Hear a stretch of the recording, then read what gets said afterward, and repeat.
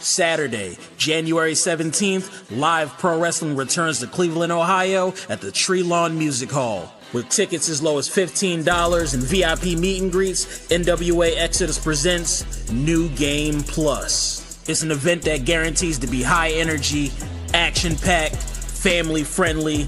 Come see the stars of Exodus Pro Wrestling like NWA Midwest champion Richard Holliday, Pretty Boy Smooth, TME, Sophia Rose, Carson Drake, Anthony Green, NWA World's Heavyweight Champion Silas Mason, and the return of the top 1% EC3.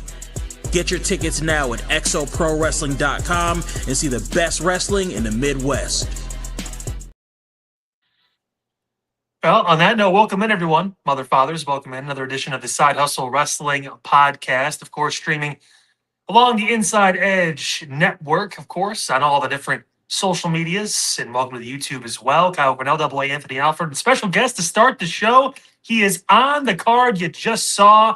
He is known throughout the annals of history as one of the most famous and influential wrestlers here in Northeast Ohio, gracing us with his presence, not only from his day-to-day, but from his night-to-night. It is Mike the Agent who is with us here.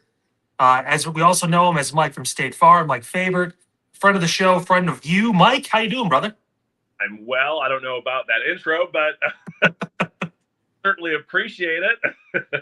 Yeah, your name should have been a part of that intro there. But the disrespect. Disrespect from EC3 and company not to put you in the intro. You guys got a new streaming deal. You're doing all this stuff, and you don't put the most over guy at Exo Pro on the damn commercial? Oh, my goodness. I might fight. I might lace up the boots again. It's been since I was 19, but I might do it. What is this garbage? I appreciate your defense, but no, I'm humbled and honored to even be on that card. So I'm looking forward to a fun night on Saturday night. No, it's going to be fun, and definitely we got a lot to get to, because it's a pretty. As you start to get to it, it's a pretty loaded card on Saturday, which we'll talk about in just a few moments. But let's start with your day job. Of course, you are Mike Fabert from State Farm, and as I look at the weather outside, I said to myself, we're staying in. We were supposed to meet in studio together, but the snow said, no, not today. Yeah, it'd be very uninsurance agency of me to have driven across town and asked you guys to do the same. No point in being on the roads today. It was not fun. I did have to go out for a little bit.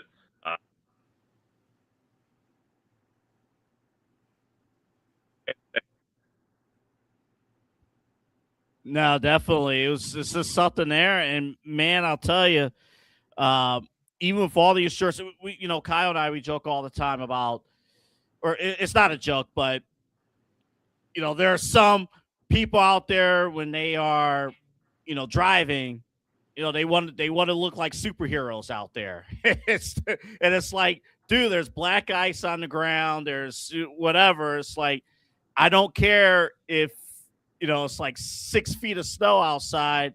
If you ride my behind and I'm driving the speed limit, we're not going to drive any faster. I actually, because I sometimes I just have to catch a jerk. Today, I was driving from one place to another for my brief time that I was outside. I had somebody riding me.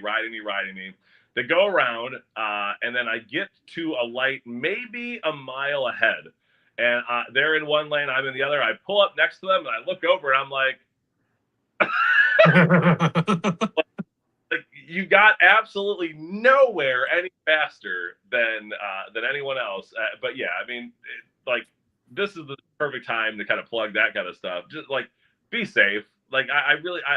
I'll field the calls. I'll help with the claim stuff, but we can avoid all that by just not being insane. Just you're going to get where you need to get.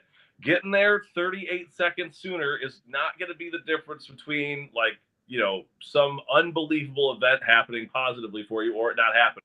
So just be calm, be safe, get where you want to get, enjoy another day, enjoy Saturday, be alive for Saturday, specifically Saturday. yield good of warning for Mike of State Farm to give you guys the heads up. And yeah, I mean, even today, I was picking up my car from the shop. I had to take it in to get it done. There was a guy doing donuts in the middle of State Road. I'm like, what the hell is going on?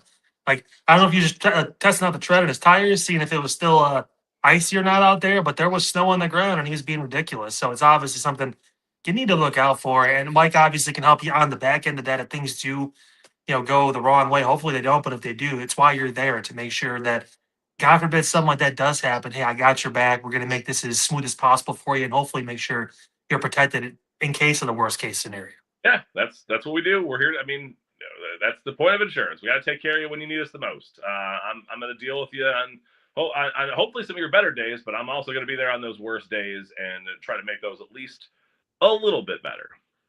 Other than auto insurance, and obviously, you lock down with that. What else do you offer at the office for our fans? Whole gamut. So obviously you talked about auto, but boats, motorcycles, homeowners, renters insurance, personal articles policies, things like your engagement rings and your high-end musical instruments. We can insure that. Your life insurance needs. I also have some investment licenses, so I can help with retirement planning type things. We got, like I said, you name it, I can do it. We got a partnership with U.S. Bank. So my banking roots come into play there again. I spend a lot of time in that world, still can help people with that kind of stuff as well. I mean, I truly am a one-stop shop for all things when it comes to insurance and finance. Even I think we had someone from the show too reach out about pet insurance too at one point, just being able to get that locked in as well and have that kind of, because it's something you just don't think about. Like, I know I can think about it because mine's just hanging out lounging behind me right now, but like day to day, you just don't really think like, okay, what happens if I had this giant vet bill or if I had this other thing happen where I have to go and take them in or something like that? How am I going to be able to afford it? How am I going to be able to work through and being able to cover that? Because I mean, a lot of people, they got cats and dogs, man. It's just how it is. And I have two dogs. I have two corgis, and they are the kids in the house. They are my my prize my prized possessions. Even though I don't think of them as possessions, but they're the pride and joy of the house. So we have pet insurance on both dogs because stuff does happen. Our dog that we had prior to these dogs had to go through a lot of different. Like we were doing acupuncture, all kinds of different stuff to try to help with some with a leg issue and stuff like that. And that stuff was not cheap. And those are the kind of things that we can help, alleviate, or at least alleviate some of that stress. Focus on taking care of your pet, not worrying about how you're going to pay for it. We can. How can people reach out to you? Of course, your office is in a convenient location as well. How can people reach out? Yeah, we're at the corner of Mayfield Road and Lee Boulevard in Cleveland Heights. Phone number 216-932-6900, or of course at the myfabertagent.com. A little clever play on words there. Those ways will get you in touch with us. You should probably just Google search my name. I pull up in about 8 seconds.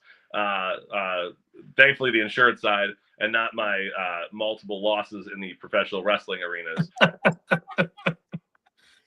I should ask before we get to the card. I mean, every week we do the My Favorite promo of the week. In your eyes, what makes a great promo? Oh, man. Believability. It's the promo is I think so. Like, I watch a lot of like Paul Heyman interviews and stuff like that, and at the end of the day, he breaks stuff down so well. Like who's fighting, what are they fighting over, why do I care? Promo, the promos, that's what you're doing. You're just me showing up to a ring and saying I challenge you is not necessarily gonna that doesn't give people a reason to buy that.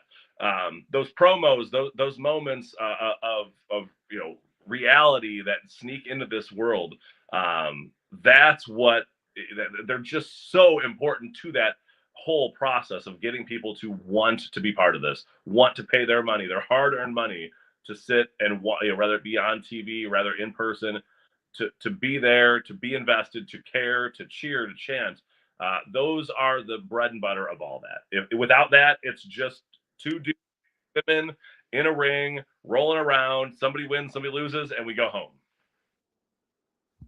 It's nice to have it's almost like the news train, the who, what, where, when, why, how. It gets people invested, and it's how can you do that now? Luckily, usually in pro wrestling promos, you have a little bit more time than like a radio newscaster has to tell a story, but being able to advance and obviously expand off of that and really drive in. I mean, I'd honestly say it. You see a lot of that in Exo Pro too. A lot of people just taking the bull by the horns and being able to go out there and just command attention. It's why so many of the stars either have gotten contracts through NWA or on the radar for AEW and even WWE. I'd imagine too. We talked about someone like Richard Holiday. We mentioned that before. This dude ain't going to be around for much longer. He's going to get scooped up by somebody soon. If there is, I mean, if there's an easy thing to plug, if you were saying, hey, give me one thing to sell this show, come see Richard Holiday or Dick Vacation. Who's going to show up? But that it just shows you how much promos and that type of stuff matters, because again, he's a talented wrestler, not the as far as a person, in the ring, maybe not a favorite person, but super talented individual. But what he's done to elevate his game in all his promos and all the different, I mean, I digest a lot of that stuff. The one where him and his opponent were in like a CVS cut. I mean, I could just imagine being a random human being in CVS at that moment, seeing that and be like, are they about to like throw down in CVS? But again, the brilliance behind all that. I mean, what I said, say what you want about him in the ring and kind of some of the personas that he has, but as far as the professional wrestler that is Richard Holiday, I mean, show me somebody better. Show me somebody that's doing it better today. I'd love to see it. I'd be very interested to see that, because I don't think it exists right now. Well, I mean, one person that some people would say maybe is the complete package, possibly, is your opponent coming into this matchup here on Saturday. Let's talk about the second time around here with Strictly Business Brandon Beretta. Mike, what in the hell made you think I'm going to walk out during this guy's presentation and say, you know what I want to do? Wrestle you again? There's a couple parts to this. Since our match, he's made 2 points about that match, and he's had two completely different perspectives. On one hand, he has acted as if being in the ring with me was an insult to who he is, what he does, and where he's at in his career. Which, yeah, I mean, I took that personally, to steal the Michael Jordan line. And the second part that I seen from that is that he, like, when he tout that, he beat me, it was, I'm now in line for an NWA Midwest heavyweight championship match, which are two very conflicting attitudes to have. Either I'm an insult or I'm a proving ground. I'm not, so kind of my thought process was, let's find out which one it was. Let's walk out there and see what his attitude was about it. And obviously we got it. I got it across my face. It was pretty clear with a cheap shot that he was more than willing to do it again. And quite honestly, so am I. I felt I held my own. I felt like there were some opportunities there that I missed. And I think with a little bit more time, and I've studied some more of his film, I feel like I'm onto something. What do you think about his business plan? It's just that freaking whiteboard. I'm sure you're sick of it at this point. The whole, raise the board, lower the board. You're just a bullet point, it seems like, in his PowerPoint plan for success. Are you sick of it at this point? Yes. I mean, as one businessman who's written a business plan or two in my day, I understand where he's coming from, but I take it personal. Like I said, I just hate to say that again, but and sound like I'm just echoing what I said before, but I take this personally. I mean, I'm a businessman. I've been there, done that. A little different than in the squared circle, but to parade around and act like you're the top businessman of Exodus Pro, I mean, there are going to be some people who are going to disagree, and I'm one of them. Before the show, I mentioned like what you would kind of give as far as a suit for the or even the card, because we talked about the card. You said this card is a king or a queen. It's pretty high up there. kind of staying more off the off-beaten path here about thinking about your opponent. Is there a day of the week that you would like think about when it comes to him that kind of stands out? You know, everyone loves Friday. We love it's the weekend. You know, Sunday right now because there's football. Everyone's excited. I mean, is there a certain day that kind of stands out to you when you think Brandon Beretta? I think this day that ends in Y. Tell me. The absolute most brilliant thing I could come up with today. Brandon Beretta is the human personification of Tuesday. He is boring. There is nothing happening. Same thing every week. You're far enough from the past weekend that it's a distant memory. The following weekend is nowhere close. There's no hope. There's no nothing. Enter Brandon Beretta. That is, he is of Tuesday. You know what I've learned too, you know, when you become an adult, you really realize Tuesdays are worse than Mondays. Because at least with Monday, you know, you walk in, it's like, you know what, I'm going to dominate the week, and then the rest of the day happens. But then like Tuesday feels like a Monday without the hype and excitement of the week. Yeah, you can't even say like Wednesday you're halfway there, Thursday you're right next to Friday, Friday's Friday, weekend's the weekend. Tuesday's really one of those days where you're just like, man, this kind of sucks. Is the weekday abyss. There is. When have you called one of your friends like, hey, you want to do something? It's Tuesday night. Let's go do something. You got like not a chance on planet Earth that you're thinking. I can't tell you how many times I've seen like, oh, this band's in town. Oh, it's a Tuesday night. I don't need to go to that show. Wednesday, a Thursday, even a Monday, I might justify it. But you look at Tuesday, and it's like, yeah, I'm out. And that's Brandon Beretta. Well, you're the human embodiment of Saturday night, so we're excited for that to be on Saturday night too. Of course, New Game Plus. The VIP is sold out. You can get tickets still for general admission. Standing room is going to be available, I'd imagine, as well. But that's going to be going quick too because this is a jam-packed show. So many matches on the card, Mike, over at the Treelawn. Anything else standing out to you on the card? We only mentioned Richard Holiday going to be defending the NWA Midwest Championship. There's going to be the NWA World title back on the card. That's going to be fun to see that title back here at XO Pro, as well as EC3 making his return. Carson Drake injured him a while back. He's finally getting back in the ring, going to get some revenge, hopefully, on Carson this week. Anything else? You've got some friends on the card, too. What else is going on? Ours loaded with friends. But yeah, first off, got to touch on the it's not just EC3. It's the top 1% EC3. We get maybe a call to the past. So I'm excited to see what that means and what that means for Carson Drake, who is, you know, pretty tough person to like when you think of all the things, antics. I'm really excited for my friends MBLJ, my good buddies, my drinking friends on more than one occasion. Excited to see if they can get their names back at the top of the list for another shot at TME. Tag title match, TME and Shot to the Heart should be a lot of fun. My guy Cowpoke Paul's got a big one with my God, my brain just turned off. Is it Alex Taylor, I believe it is, from the Southern City. So I mean, as I said, Silas Mason bringing the NWA title back to the show for this time in 2 years or something like that. Yeah.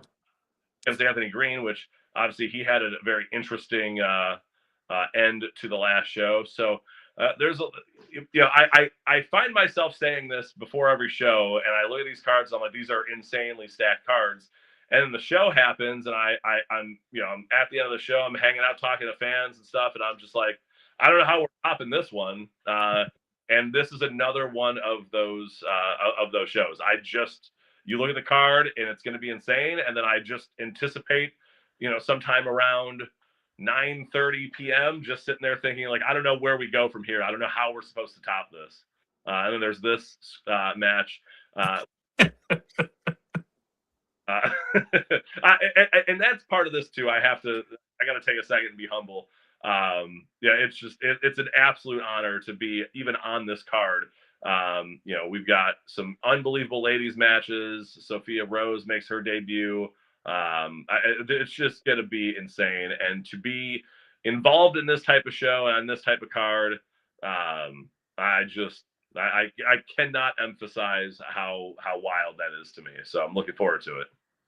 My last question, because again, what makes this partnership unique was that from show number 1 at Exodus, I mean, we saw your sign, the State Farm, and it's like, oh my goodness, you wrestle, and now to actually see this. But for somebody out there listening here locally in Cleveland who, they've never been to an Exodus Pro Wrestling show before, or it's been a minute since they've been to an Exodus Pro Wrestling show, what makes you guys as a group, as a show, stand out above the competition?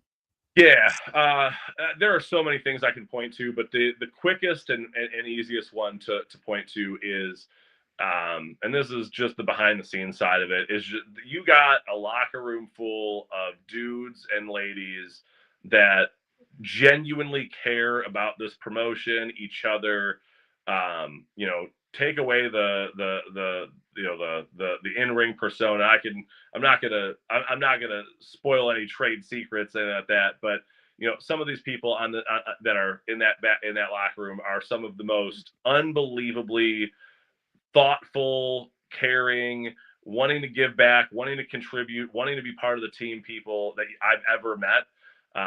You hear the stories in this industry all the time of, just backdoor BS and, trash promoters, trash wrestlers trying to, advance themselves, do whatever they can at the expense of anyone they can. And it is the total opposite at Exodus Pro. What the culture that EC3 is building, along with the rest of the office and the rest of the leadership of Exodus Pro, it's really, really special, and that bleeds right into the product. I mean, you have to, like, if you don't know much about pro wrestling and show up to a show, I can quote friends who have brought friends that are into pro wrestling, come see me, come support the product, who bring a sister, a friend, whatever, and now they're hooked. They're showing up to every show. I got to point to, like I said, that culture, that talent. People are bringing that A game every time, because it's not about just them. It's about the whole product, and everybody wants this to succeed, wants to be part of something successful. I could gush about that for an hour. I won't obviously do that to you. I know you have other things to talk about tonight, but there is just so much talent and so much excellent personality that fuels all that talent. It's truly incredible. Watching this from that perspective, and watching it grow from that first show to what it is today. And like I said, be a small part of that has been an honor that I can truly, I think I've done a good job putting words to it, but sometimes I can hardly put that into words, because it's really something special. Well, speaking of an honor, Mike, it's always an honor to have you on the podcast with us, man. I appreciate you taking time out of your schedule to stop by via Zoom and give us this chat ahead of your match. Of course, this coming Saturday against Strictly Business, Brandon Beretta. Mike the Agent going to try and pick up that first big win on a one-on-one matchup, man. It's going to be fun. We're excited to see it. Of course, don't forget, folks, you can still get your tickets on AAA. We'll throw the link in once we get this re-uploaded, of course, through on the YouTube, as well as anywhere on social media. Just search XO Pro Wrestling, and you'll be able to find a link to get your tickets before they all sell out. VIP's already gone, man. It's going fast. People are excited for the show. Not local and can't be there. They did sign a new streaming deal, so they're moving off of the NWA YouTube channel, which I'm assuming that's a good thing. I have to believe there's something special happening there. So be on the lookout for that, and support us one way or another. We'll appreciate it a million times more than you can imagine. So hope to either see you or hear you there. Yeah, that's right. Actually, it was a Studio One Sports. That's the YouTube there. So definitely check them out. Mike, appreciate it. Again, 5:05, the doors open. The Treelawn, 6:05, the show starts. So you need to be there. Actually, you need to be there when the doors open at 5:05. Get there. Get your seats. It's a great time. To watch me end Brandon Beretta's business plan, then you should be there early. He's got the blueprint to end it. Let's see it happen, baby. All right. Thank you, Mike. Hey, guys.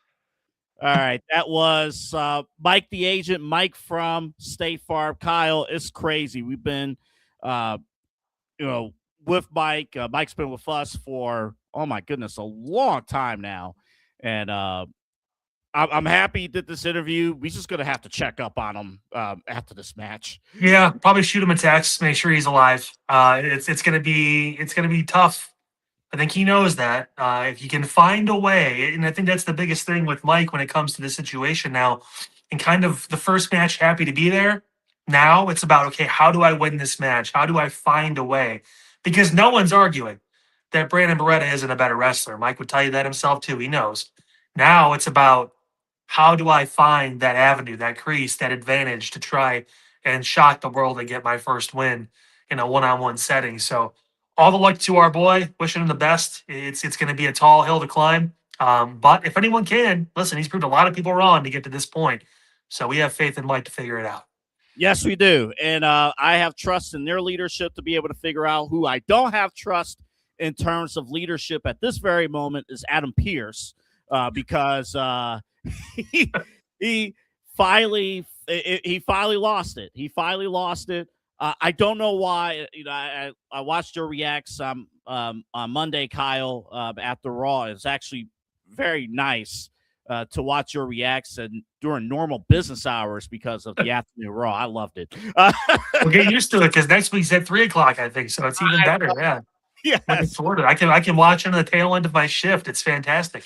Oh, it was great. It was great. I'm like, you know what? I don't even mind the commercials this time. But I don't know. I'm like, I have this. I don't know why I'm very, very, very, very, very excited about Bron Breakker and Adam Pearce. I don't know why, but I am.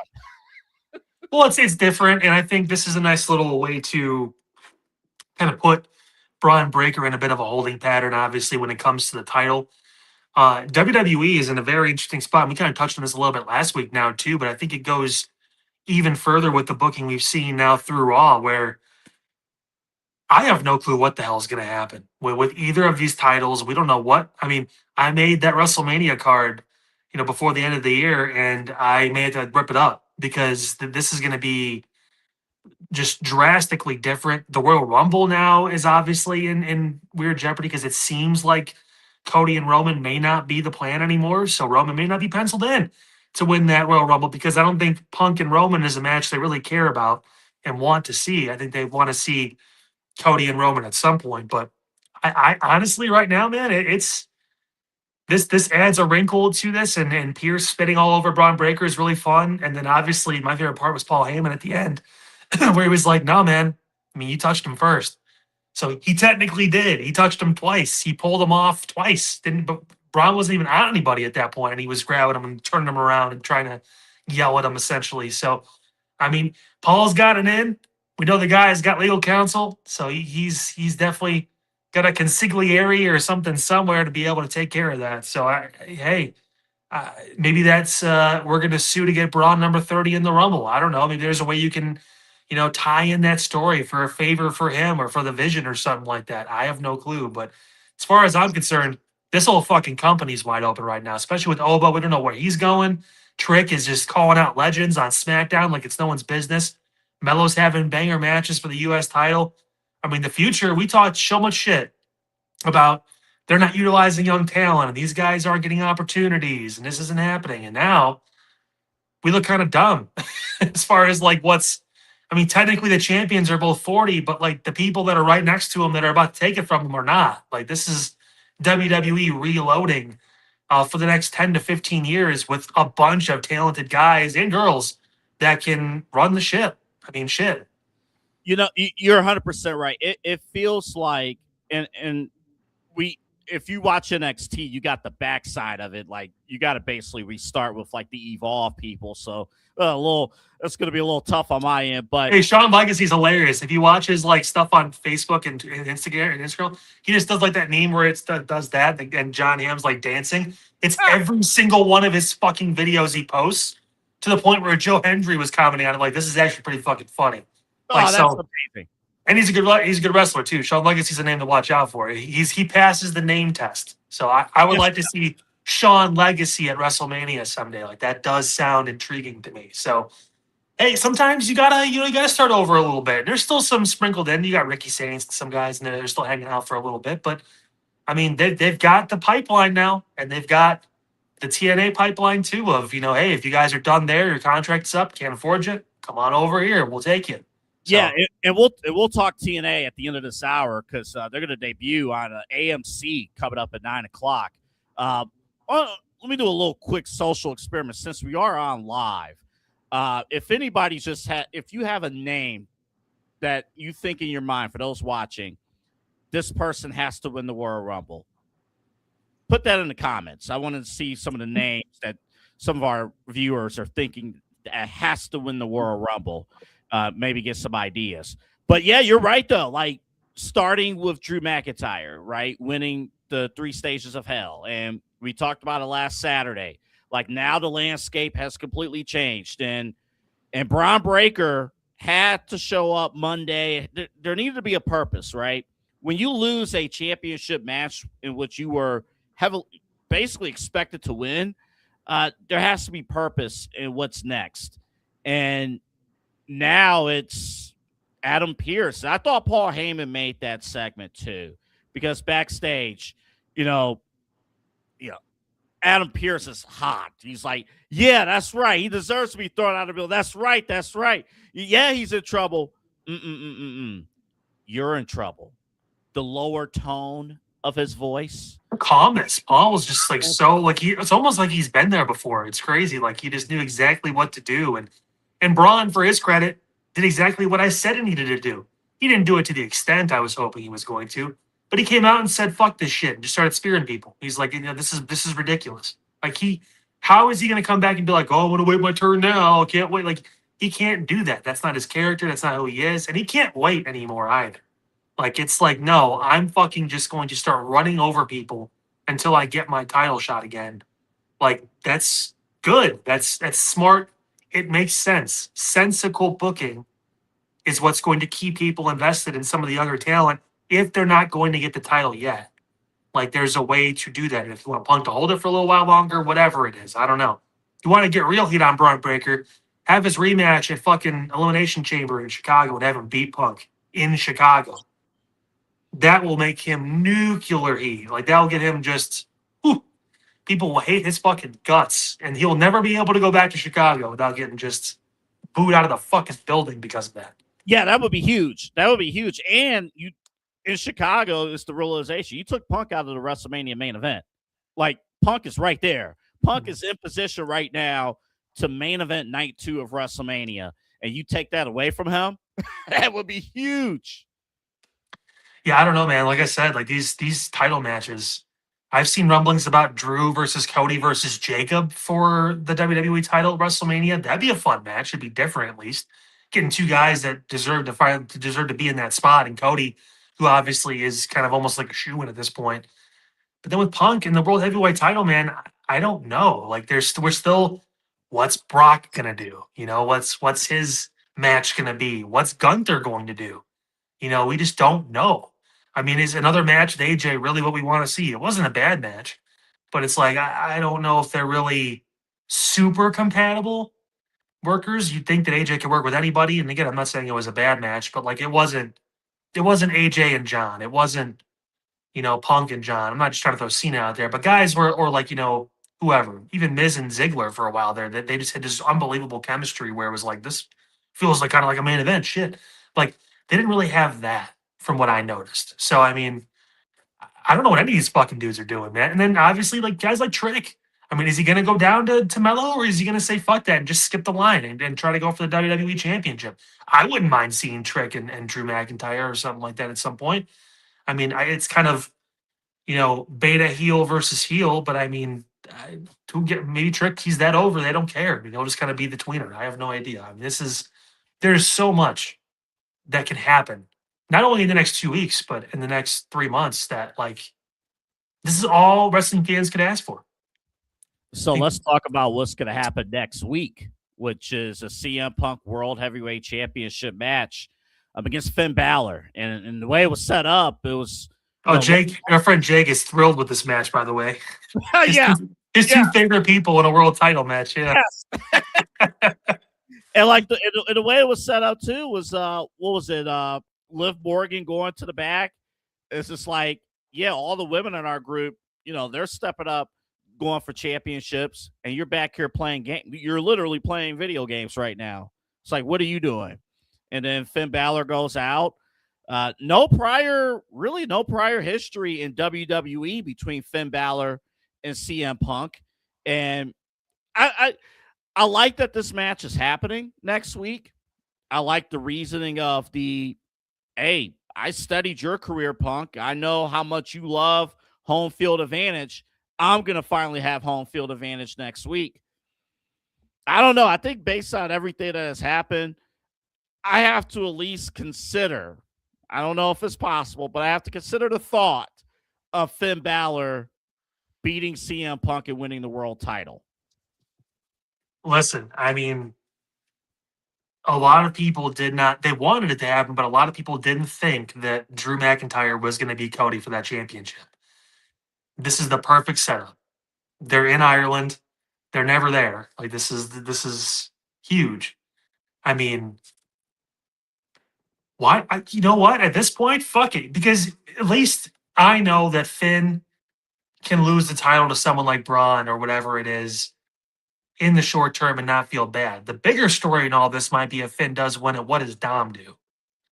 Because Dom has been the guy in Judgment Day for a long time now. He's been double champion. He's back on the top as IC champion again. He's hurt, but he's going to be back soon. They're just kind of holding off on him a little bit. Don't be surprised if he interferes next week and tries to find a way to get involved, possibly in that match. But you get a little jealous if Finn wins that world championship. Oh, shit, Finn feels like he's the captain again. Because even Roxanne told him, Liv's got a point. You're kind of just playing games right now. The girl he brought in to fuck with Liv is more in Liv's corner now, with her being back for like a month, than the person that originally brought her into the group. That was a plan, essentially, to fuck with Liv and to get her out. She's now on her side. So what are you doing?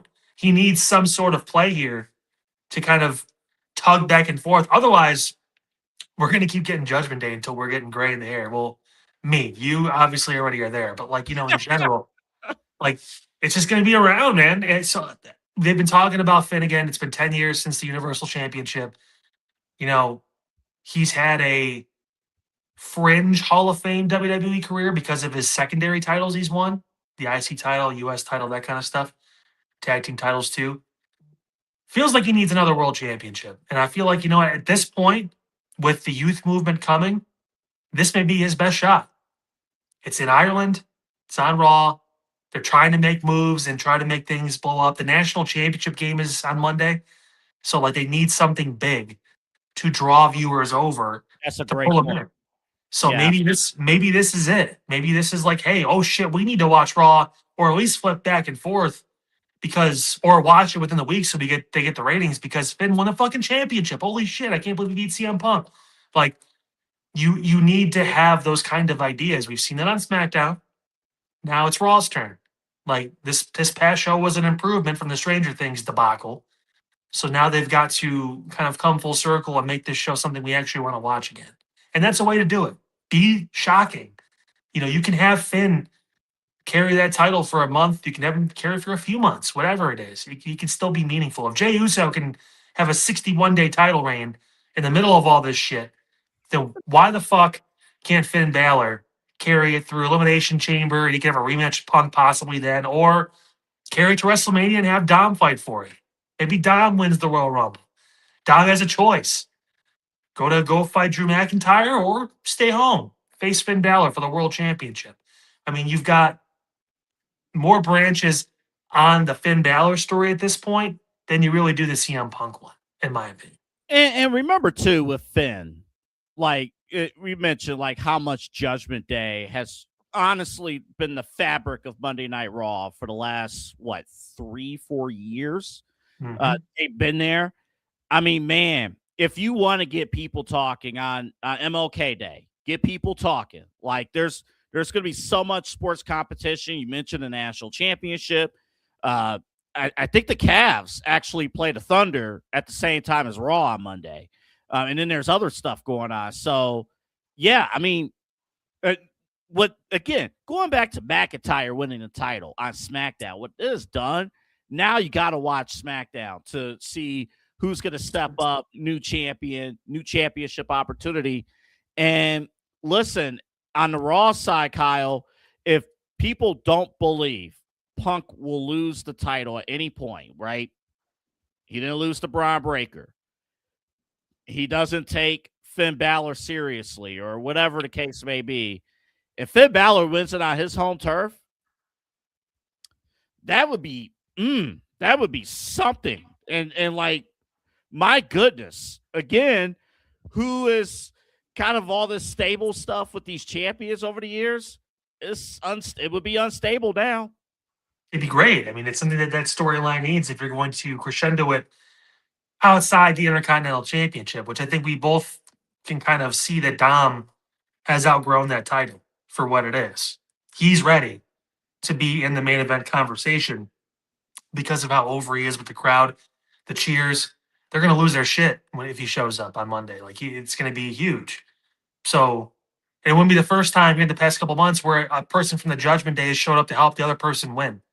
So like they're telling a story here about now, okay, we're all for each other until we're not. Like, I mean, so in a year where it feels like there's not a real direction for like a specific story right now, there's not like one where like, oh, this is Bloodline, Roman and Cody, we need this, or, you know, whatever. You can throw it back to any year. This is John Cena's year to get crowned, whatever it is. Like, I mean, there's not a lot there right now as far as an overarching main story. Why not? Why not give it to Finn Balor? Why not have Finn come out as the fucking demon on Monday? He's been talking about this. This isn't a big enough match to pull that out, to pull that card in front of your home fans to win that championship. I don't know, man. Hey, you know, fuck. Yes. Why not? Why not? Give people something. Give them a reason to watch. Like, do it. And you know what, though? You do have the Judgment Day factor, too. Like, again, even if you don't want Punk to suffer a clean loss, I mean, because there are still ways to do it. There's still ways to go about it. It will be exciting. Again, Friday, we got championship qualifying matches coming up. I will. We didn't have this in the rundown. The Miz did an interview with Chris Van Vliet. So good. Every interview. I don't think Chris Van Vliet is capable of doing a bad interview. Maybe we'll start a like throwback segment of the week or something. I always love thinking back. Is it obvious that The Miz is the most underappreciated pro wrestler maybe in the history of the profession? Depends on who you ask. I mean, if you ask us, we can tell you that he's important. But I mean, if someone isn't always in the title picture, sometimes they're kind of taken for granted. I think that goes for almost anybody who's been around for a long period of time. I mean, Dolph Ziggler was, you know, he won a couple championships, but he didn't really ever feel as important as he should have. I mean, because he had the look, he could talk. He obviously was a great worker. Like, he had all the things in the ring too you were looking for as far as being able to actually professional wrestle when it comes to, you know, the physical side of things. Some guys, it just, for some reason, they don't get that kind of acknowledgement. And because Miz isn't, you know, a 6'5", 275-pound bodybuilder, or because, you know, he does things that sometimes are comedy driven and stuff too, that lean more towards that avenue, or because he's been a heel for about 95% of his entire career. I mean, you don't get that look. He doesn't get looked at like Roddy Piper does, or like some of those like really just mainstay heels that you just hated. Like, people hate this dude. He's got the face that looks like since he was in fucking high school that you just were just like, man, I don't like this dude. Like, something about him. Like, there's something to that. There hasn't been anyone like this guy where for 20, 25 years in pop culture and or TV, he's just been universally hated. Like, hated on, hated for what he does, hated for what he doesn't do, all that stuff. Like, look at his life. He's got a beautiful wife, beautiful family, beautiful house. He lives in LA. Like, I mean, he is the prototypical, I hate this guy. He has everything I want. Movies, whatever, even if they're WWE movies, they're still movies. I mean, whatever, it's still a thing. So, like, I mean, it's sad, and I'm not just saying that because we went to the same high school. It's sad that he doesn't get that acknowledgement, but he will. I mean, it will. It'll come, and it does now when he talks about leading in the locker room and being with him and Randy and those guys that are kind of like showing the people, the young guys, like, hey, you can learn a lot at NXT, but nothing beats this. Being out here with someone who's been here for 20 years that knows the ins and outs of this business, that can walk you through it, that can take you to levels you didn't even know existed. So yeah, it was hard to believe too. Looking back, like, holy smokes, he debuted on the SmackDown roster 20 years ago, and he still looks young. Like, he still looks like he could go Botox and tanning, baby. Botox and tanning. And also, listen, if you have Maurice as your wife too, you want to look as young as possible for as long as possible. So I give him he's gotten in great shape. He's stayed in great shape. He's also got 2 daughters that keep him busy and obviously keep him moving. So all the love in the world to the Miz for what he's been able to do. And you won't hear it from us. We appreciate what he's done and what he's did. And he's that one person I'll still cheer even when the entire arena is booing. So that's just me. Yeah, his if you get a chance to check it out, 2 stories that stand out. Of course, him main eventing WrestleMania 27. We remember more about that main event than he does because of the concussion. And knock the fuck out. That could be why maybe it wasn't as good, too. Some people have been critical about the match. Well, I mean, when your guy's knocked out and can't do half the shit he wants to, I mean, that's, it can happen. Yeah, I mean, he was like, the only thing I remember was the entrance. Yeah, the entrance. And then I remember, like, in the back afterwards, like, going like, am I okay? Oh, man, so bad. And the problem was, even with that, that was I hate to say it, that was Mania 27 was one of the worst WrestleManias just because the roster was in turnover. The Rock came back, but you were still a year away from him wrestling. So your main event was basically a setup to the following year's main event. I hope people don't blame The Miz for the predicament of that card. I'll just say that. Yeah, no. And then, of course, talking smack. It's crazy. Well, I guess, him and Brian aren't hating each other anymore, so that's cool. They can be honest now because Brian's retired and in a different company as a commentator. But I mean, just the fact that they actually let him go. I mean, there was no talking points. It was kind of just like, sure, you sure you want to be on that? And he's like, yeah, because he wasn't on the show. He's not getting time, even though he's the IC champ, and trying to like revitalize that championship and bring it forward. And be hard pressed to find another person that carried that title as well as he has over the past 20 years, honestly, the way he's been able to do, maybe even before that.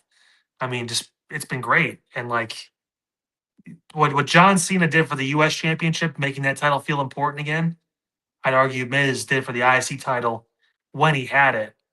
Not to mention he's an 8-time IC champion, but also the fact that when he had it, it felt important. It felt like, okay, I have to watch that match against Roman or Cena or Ziggler or whatever. Like I have to watch it because it's entertaining. I enjoy it. The funniest part about that whole thing too, he was like, him and Bryant, they went over what was going to be said before the show happened. It's like, okay, all right, you're going to call me soft, and then and then the interview happens, and he was like, it was the way he called me soft. Like, it wasn't the fact that he said it. I was expecting it was the Daniel Bryan, the way he said it, like he meant it, like it was just it ticked me. Like, I thought he was going to punch me in the face, and then he walked away. Like, can you imagine getting ready for a fight and then, he's walking away, and then he's like, I'm heated, but I can't turn to Renee and yell at her. I can't turn to my wife and yell at her. There's a camera. Don't you walk away from me, Brian. Don't you walk away from me. And he even said, like, I felt it was not a great promo because I felt like I was slurring my words. But he's like, I was genuinely mad. Like, I was very angry. And, like, I couldn't even, like, he's like, I blacked out. Mm-hmm. Like, I just couldn't even control it. Don't remember, like, everything I said in there, too. I watched it back, and I was like, oof. But some of his best stuff. Yeah, a lot of his best stuff, and we definitely enjoyed it. All right, we got a little bit more show to go. When we come back, of course, we're going to TNA. They're going to debut tonight on AMC. This is a big night. I dare to say, I mean, it's one show, but literally this could be make or break for that company. So we'll talk about that. Up next, there is a free agent that we want to dive into. This person is expected to sign with WWE. You know him as Powerhouse Hobbs. If he goes to WWE, he'll probably have a new name because that's what they do. Which is fine. First name Powerhouse, last name Hobbs. He can get a new name. Yeah. Where should he go in the world of WWE? Should it be Raw, SmackDown, or even NXT? We'll talk about that on the other side. And, of course, TNA debuting on AMC. AJ Styles will be on the show. Cass and Mike Santana is your main event. The Hardys will be in action, of course, tonight as well. So we'll talk about all that when we come back. But first, you heard him earlier in the show. You're going to hear him here, Mike from State Farm. And this will probably be the last time we play this particular commercial because we'll have a new updated one because that's what Kyle requested. You'll see why when this commercial airs. You did. Yep. And you'll hear from back in just a moment on a special remote. We wanted to be in studio, but there's 6 feet of snow outside. So there's that. We'll be back in just a moment. What should fans who might be watching you here in Cleveland for the first time, hey, they look you up on the website, on the app, they call you, what should they expect? Yeah, I mean, first off, between me and my team, you're going to get one of us. If you want to deal directly with the man, you're more than welcome to. I don't mind. I love working with customers because I look at it this way. I have a lot of good life experience financially. I said 12 years of banking. I've got now 2.5 years of insurance. I have a lot of money and just kind of life and financial stuff knowledge. So, that's what I look to do is to truly help people, get from that point A to point B financially. It's not about saving money on auto insurance, sure. But if I can kind of turn that into a better discussion, really help people understand what actually insurance does, why it's important, because it's not a tangible. I joke when I leave that I lock the office door so no one steals all the insurance, but there's not just insurance laying around. So there's just it's kind of a mystery kind of component in people's lives that they think is a scam and all the different things you hear. It's not. It can feel like it sometimes. I'm not even going to say that it doesn't, but if you understand how it works and understand and have a person who you can go to help with those kind of situations, that's what we're here to do. That's what my team's here to do. That's what I'm here to do. And that's what I take a lot of pride and have a lot of passion in, obviously, as you can probably tell. So, well, I know you said the joke, hey, we lock the door so no one steals the insurance, but it's Small business owners are superheroes, but nowadays running your business means doing so inside your shop and on social media. That's why you should make Omega Video Marketing your sidekick. With a decade of content creation experience, I create dynamic, informative, and fun videos for your specific social needs that will increase brand awareness, get you more followers, and keep your social pages and websites current and fresh. I offer flexible pricing and turn times and will work with you to understand your brand and your story. All of that comes from the heart. My award-winning expertise is just the cherry on top. So let's get connected. After all, your brand is the alpha and my expertise is the omega. So even if you're snowed in, buried deep in the snow, I watched kids earlier today struggle through the snow here at my yard. Omega Video Marketing, that doesn't stop just because of the snow. Yeah, you definitely still get kids coming over even when it snows, right? There are other apartments. Okay, not here. No. Okay. Hey, just wanted to double check. Wasn't sure if you're still doing that or not. So. Yeah, thanks. But Megan Gallagher, she has you covered. If you're a small business owner, if you're a content creator, want to get your word out, get your event out, winter, spring, summer, and fall, Megan has you covered. Yeah, beauty of having events all year round, as well as a chance to obviously get your business out there. Hey, it's the new year. It's 2026. What better way to start a year by reevaluating your game plan when it comes to reaching people here across Northeast Ohio? Meg can definitely do that for you and get you on the right path. Don't waste any more time. Talk to Meg. Get the job done. That's right. Megan RG, her email is meganrg440@gmail.com. That's meganrg440@gmail.com. She has you covered. All right. This guy right here, that's a beefy man. That's Powerhouse. Son of me. Hey, look, it's the newest member of the New Day. Yeah. Sorry, Grayson Waller. Hope you had fun. Yes. Finally, a storyline fulfilled. Don't you dare be sour.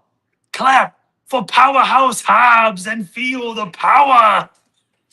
Boy, that's a lot of meat there. Him and Big E are going to have a bench off. Oh, my goodness. Who's got bigger pecs? Well, the news was as of midnight this morning, Powerhouse Hobbs, who is 35 years old. Wow, he's that old. Oh, wow. Or he's 30. He was born in 91, so he's going to be 35 years old this year. Yeah. He is now a free agent. Oh, shit. WWE, he's a baby. So there you go. Yeah. He has another 20 years. What are you talking about? Spring chicken, yeah. Yeah. Well, here's the question. I think it seems pretty obvious that he's going to head to WWE. I don't envision a world where he returns to AEW. I mean, what else is there to accomplish over there? Yeah, exactly. I mean, boy, can I tell you, I fell asleep during the show last night. I tried to actually watch it. Oh, Jesus, sorry. It was the Darby match that opened the show. Oh, you mean when he took the bump on the stairs to start the fucking match? Yeah. Stupid. Yeah. That's what they do. People think we hate all wrestling companies. I'm like, we talk about every wrestling company except AEW. Why not do that at the end of the match? And if you're going, did he lose? Did he win? What happened? I don't remember. Yeah, there you go. The guy tried to watch the fucking show. He's a lot more impartial than I am, and he doesn't remember what happened in the match. But we remember Darby getting fucking thrown on the stairs and it looking stupid because it's the beginning of the match. To be honest, I didn't even remember that spot until it circulated on social media this morning. Stupid. You're gonna kill him. You're gonna kill him before he can win the title. Yeah, I mean, we didn't really get into William Regal's comments about safety, not to veer off for 2 seconds, but I mean, that stuff's very, very important. I mean, what he was mentioning in terms of like, dude, if we got to wrestle safer across the board, it wasn't just an AEW thing; it was across the board. It's like we got to think about we got to be safer as far as our moves and stuff like that. You got Stone Cold Steve Austin mentioning. I think the Van Vliet, like, what's the number one thing you need to see wrestlers do today? His answer: sell, sell, sell. Like, don't just. It's not a dance. Like, it's a wrestling match. Yeah. Well, everyone's definition of wrestling now, unfortunately, is different, and everyone's definition of good professional wrestling is also different. Well, it's not the end-all be-all that we like WWE the best. It's because they do the product the best possible way. But they're not killing everyone in that ring for a cheap pop in front of 3,000 people. I mean, like, they sell out 10 to 14,000 seat arenas every night, and they have their big arena shows and their stadium shows, every couple months because they do it the right way. They draw people in. The story matters. And that's not me saying every story in AEW is bad. But again, it harkens back to the person in charge. If the people below and the employees are not doing a good enough job to pull in ratings to get people interested, at some point you have to look at the person running the ship saying, what the fuck are you doing? And like, nobody can check Tony because it's a privately owned company. It's his company. So for as many criticisms as we have, as much more reputable people than we do have that do it every single week in, week out via podcasts or just having conversations with other professional wrestlers, other people, doesn't matter because Tony's going to do what Tony wants to do. And Tony wants to see the indie style of wrestling done on a nationally televised product that will not gain more people, that will not accrue more followers, and at the end of the day, will not pull in people that are going to actually move the needle for the company. I'm sorry. The Rascals are not going to get you any more viewers. They are not. They're going to clear space for more TNA talent and more WWE people to wrestle on TNA. That's all they're doing. That the Rascals leaving TNA is not going to cause the AMC debut tonight to fall flat on its face. Sorry. People don't give a shit about the Rascals. They just don't. The only person I'm envious of that group is the Noah Wentz guy because he's engaged to Gigi Dolan or married to Gigi Dolan. That's right.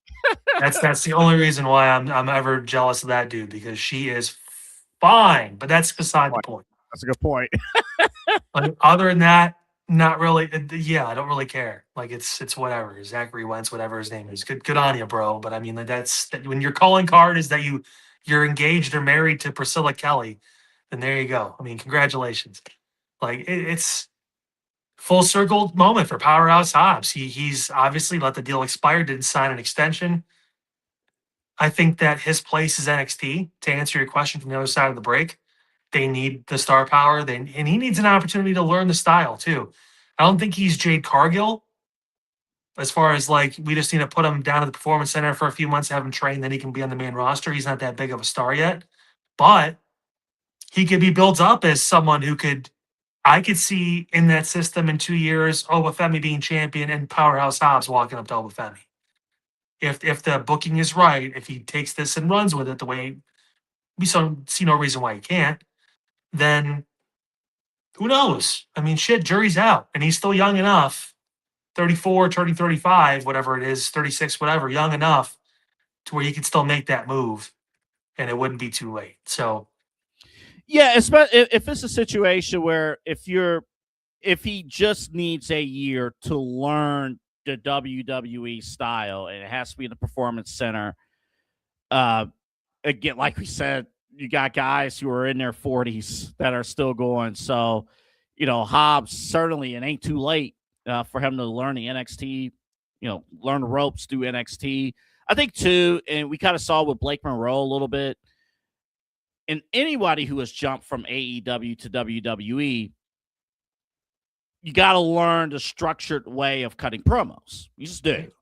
I mean, it's just, you can't, they're not going to allow you to just go out there and talk. Like it's I don't think it's like 100% scripted how it used to be with Vince McMahon, but you still got to hit your marks. Even the guys that we would consider to be really good at those. I consider Ethan Page to be really good at promos. I consider Ricky Saints to be really good at promos. They're still in NXT. Like it takes a little bit of time. Get the cadence down, get the timing down, learn the system, get a bit more of a following because AEW and NXT are close in ratings. So, I mean, like, you're going to be seeing about the same amount of people. So, I mean, shit, like it's about learning our system and still getting some exposure. And you have the ability to be a surprise call up or a surprise entrant in the Royal Rumble or whatever it is, something like that, to where you can kind of peak and valley a little bit and show your brand and come back down and still learn, as opposed to kind of just toiling away in a group where they're all dead to rights at this point, besides Hook anyway over there. So, I mean, like, it is what it is. And even Hook, who the fuck knows what's going to happen with him? So, who knows? I really don't care about that. No, I mean, the main event picture is very clear in AEW, and there's no room for anyone else. Like, it's MJF, and then whoever they want to try to put him in there, he's going to drag along. So, last week it was Bandito. Who gives a fuck? This week it's, who knows? Are they going to Page, Swerve, Osprey, Omega are like the only names that will get anyone probably really excited over there. And then maybe Kyle Fletcher, but they're both heels, so probably not anytime soon. So, I mean, that's what it is. I will give you one counter argument about where Powerhouse Hobbs should go. I would actually, if it is NXT, I would not fight it. I think it's a great landing spot for all the reasons that you've mentioned. But let me present to you Hobbs debuting on SmackDown instead. Cabello Hayes still needs to do these open challenges. U.S. title. Wants somebody to go in there and just dominate. Mello. He loses the title in 45 seconds. monster heel, Powerhouse Hobbs. Now, this will be dependent on, you can't have Hobbs and Obafemi on the same show. This will be like Oba would have. I think they're gearing towards Oba being on SmackDown. That's what I'm getting an idea because of Drew, and that it feels like he's going there. So and in my mind, I had for weeks, and they could easily stick with this plan of Trick Williams eventually taking down Mello. The more I think about how they're positioning Trick Williams, to me, Trick is upper mid card right now. Yep. On the SmackDown roster, like he's already feuding. He's already feuding with Randy Orton. He's feuding with the top guys on the babyface side on SmackDown. I don't even think he may not even cross paths at this moment with Mello in the United States Championship. I think Hobbs, just a wild idea. Hobbs debuting, just crushing Mello in that mid-card United States Championship picture. I don't think that would be a bad idea. I just don't know if he's ready. And I think the fact that they put so much into Mello and he's finally organically gotten over and people are really getting behind him now, like, I almost feel like you don't want to take that title off him. You want him to be the champion going into WrestleMania so we can have a marquee match. Let's build on the fire behind Mello. And you know what? I mean, maybe WrestleMania is when you pull that trigger and have him do something like that. So I still wouldn't have him beat him. I don't think Powerhouse Hobbs is anywhere near as ready as Oba, as Trick, as any of these guys to just jump onto the main roster. Just because you run an AEW TV does not mean you're ready to be on Raw or SmackDown right now. It's proof with guys like Ethan Page and Ricky Saints and Blake Monroe and some of these people that, you know what, turns out probably needed a little bit of seasoning. They need a little bit of time. Even Ethan Page, who right now we could say is probably the most pro-ready person down there, to just, you could plug him and play him, and he's like I consider him a more seriously taken Miz, as far as like he could be a guy that could automatically go into a title feud against Punk, and I'd be like, I believe that shit. That could be fun. Like, he still needed some time. I just don't think, and Hobbs has never been asked to cut a promo. He's never been really asked to be kind of one of those lead guys.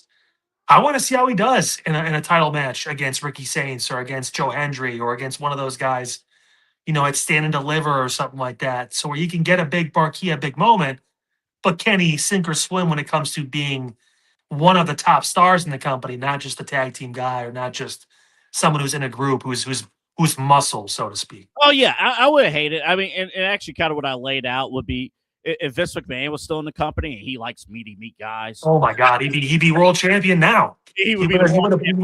Well, Punk, you're gonna lose to the big guy. We're not even gonna call him a name. We're just gonna call him the big guy. Look at him. He's big. Look at him. He's massive. He's gargantuan, brother. Like, Vince? There was a time where Vince McMahon was just like, we don't want full name guys on the roster anymore. They're all just first name guys. That's it. That was so stupid. Or it's really bad. Remember Shorty G? Yes. Yeah. I wish I didn't either. Yeah. Boy, I think Chad Gable feels a lot better about his career at this moment than he did. Yeah, injured. He feels a lot better about his career than he did when he was actively wrestling as Shorty G. So stupid. But I will say this, and then we'll move to TNA before we wrap here. I will say this. They have been, Triple H and Shawn Michaels and the WWE brass. I think NXT showing at that Saturday night's main event opened some eyes in terms of the main executives in WWE who really don't pay attention as much to NXT as they should. And they see a system that works. They see stars being created. I do think, especially on the men's side, there needs to be more firepower in terms of on the NXT men's side. There needs to be a little bit more firepower since your big guns have been called up. Yeah, shout out to Miss Parker making her return, by the way, too. That was great. I didn't say it was anything wrong with the women's division. The whole fucking crowd was into her. Yeah. She's God. And little sidebar, and we have a comment about Blake Monroe. Somebody says she might get caught up to the main roster. I don't think so yet. I actually like Blake Monroe's work now since she's dropped the title unintentionally. I think she's done a really phenomenal job. But no, if your top 4 on the men's side is Ricky Saints, Ethan Page, Joe Hendry, and Powerhouse Hobbs, Not bad. that's not bad. And you got that. Build a card after that. Yeah, and you got that new kid who LaFleur or whatever his name is, the French luchador. Yeah, we'll see how long that lasts. I'm curious to see how long they push that. Now we got a German guy who is El Grande Americano, 2 English guys that are his fucking cronies. And now we have a fucking French luchador. Anyone who can be Rey Mysterio that isn't from Mexico, please raise your hand. Please, we need luchadors. Luchador for hire, WWE. Bullshit. It's so dumb. Like it's listen, he could be great. Take the fucking mask off. You got as much a reason to wear a mask as Excalibur does. Like, stop it. Like, you are not Latino. You're not part of the culture. I don't care who trained you that happened to be Latino. Like, dude, fuck you. Like, you know what? Shawn Michaels got trained by what's his face? Julio, whatever his fucking name was. And he's not wearing a fucking mask. Anyway, he grew up in El Paso. Shawn Michaels has more of a fucking reason to wear a mask than you do, El Florio, El fucking Constantino, whatever your stupid fucking name is. Like, dude, this is ridiculous. I hope it falls flat on its face. I hope Ethan Page puts his ass in the fucking dirt and he stops. The kid looks talented. Take the mask off. You're French. You're probably halfway decent looking. Take the fucking mask off. They should make it a thing that Ethan Page unmask this motherfucker. He should do it on the show. The quickest unmasking of a French luchador in the history of WWE. It's a graphic. It's a fucking graphic. Do it. Do it. that ought to be Austin Theory's character at the main roster. He's like, you go take off your mask across the board. At least it was a ski mask, and we knew he wasn't going to keep it on for the rest of his fucking career. This is ridiculous. Why is Tyler Bate and Pete Dunne wearing masks on the main roster? Tell me why 2 of the most talented young wrestlers are wearing fucking masks right now. We're going to have better for them to do. Fuck you. Stupid fucking coffee order. You El Grande Americano. He's really over in Mexico. The German masked wrestler is really over in Mexico. Fuck you. And before that, it was the fucking Midwest kid from Minnesota that was wearing the fucking mask. Can you believe this shit? That's right. Listen, for you younger fans who did not watch Triple H weekly make offensive comments, you don't know. Oh, you don't know. I was just thinking about this too. It was just like, I have nothing wrong with Dragon Lee wearing a mask, with fucking, and then who am I? I'm not Mexican, so who am I to judge? But you know, they will be the ones that would judge their own community when it comes to people that are the masked wrestlers. Dom can wear a mask out to the ring. His dad's fucking Rey Mysterio. You know, hell, when fucking what's his face comes back, the one who doesn't. Dom's the one who doesn't wear the mask. He's the only one that fucking does it. He has the right to, probably, because it's literally in his fucking family. It's in his blood. Santos Escobar, when he comes back, if he wore a mask, I would not be upset with that, because he is and was at one point considered the king of Lucha Libre or whatever it was. So, like, what the fuck are we doing? Like, what? Anyone who is not Hispanic, please get your mask at the front by the fan kiosk where they're selling the t-shirts. Hop in the fucking ring and let's see if you can go. Can you do a Hurricane Rana and wear a mask? WWE would take you to sign up as a luchador. Ridiculous. Oh, yeah, Johnny Gargano. He's also taking mask as well. Oh, he lost his partner. Ciampa is leaving WWE by reports. So, really? I believe so. Well, I'll tell you what. I mean, he's older, but he's a guy that at least could, like, you know, I don't know, put someone else in a main event scene for AEW. I imagine that's where he's probably going to go.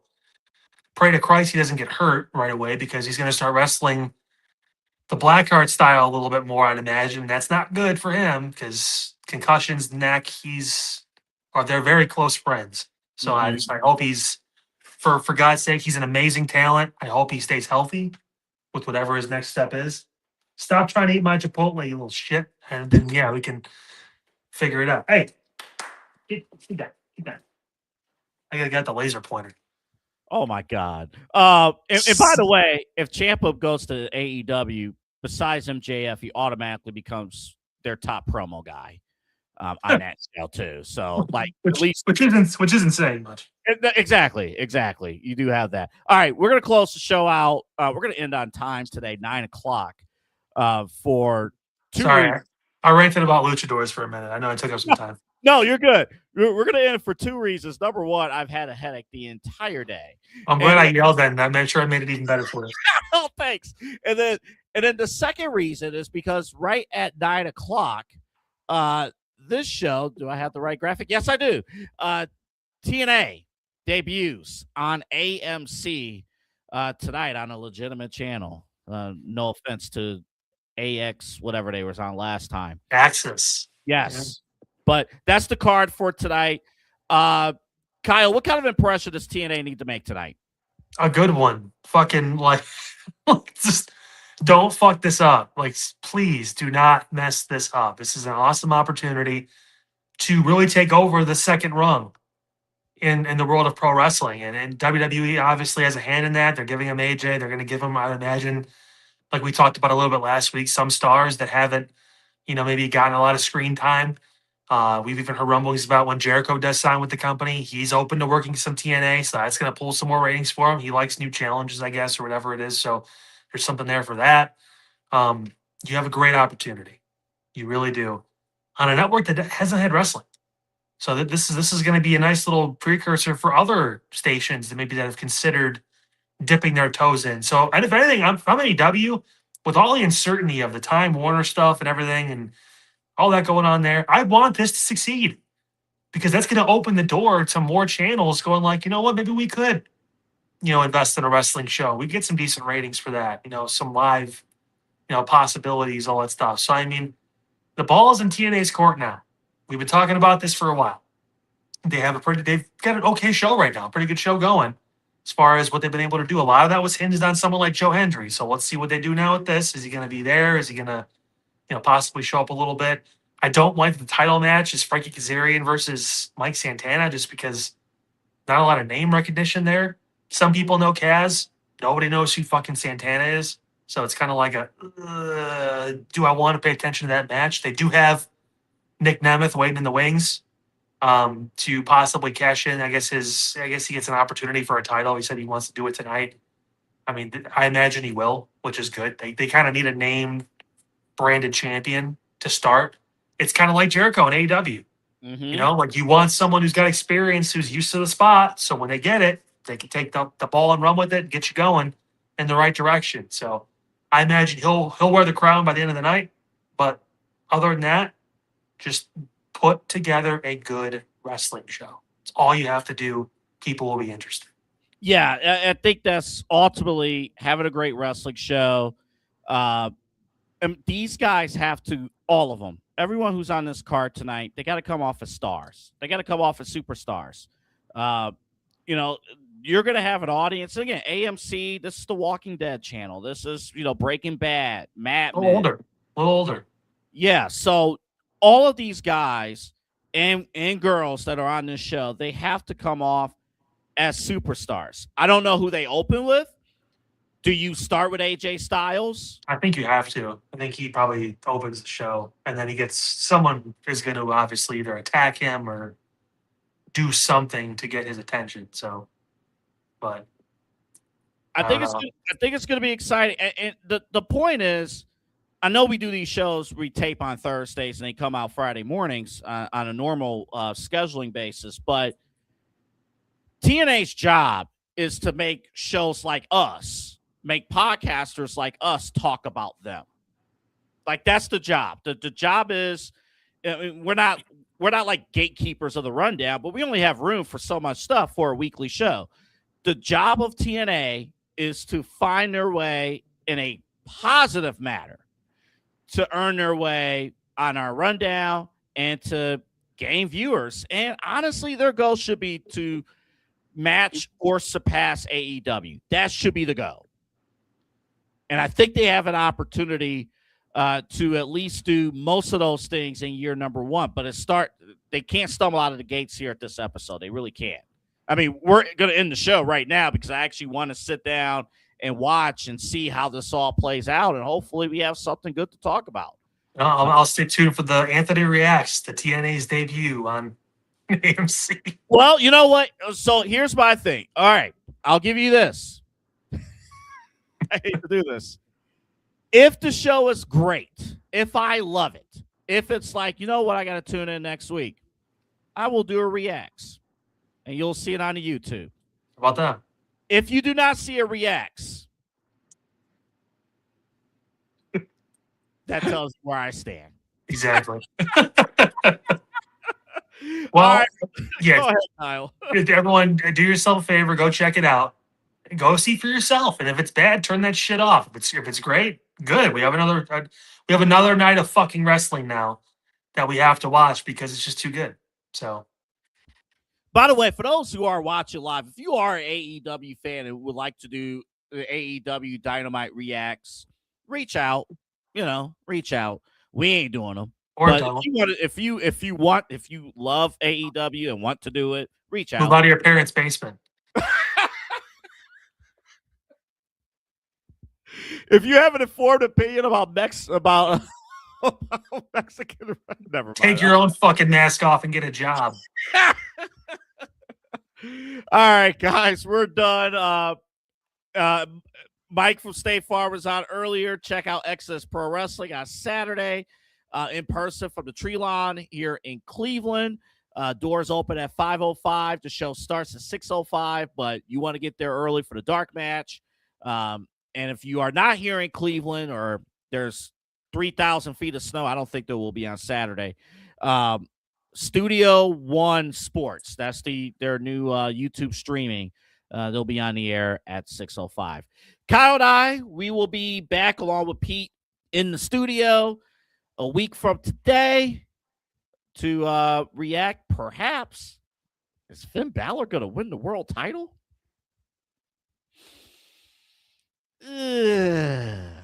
We'll see.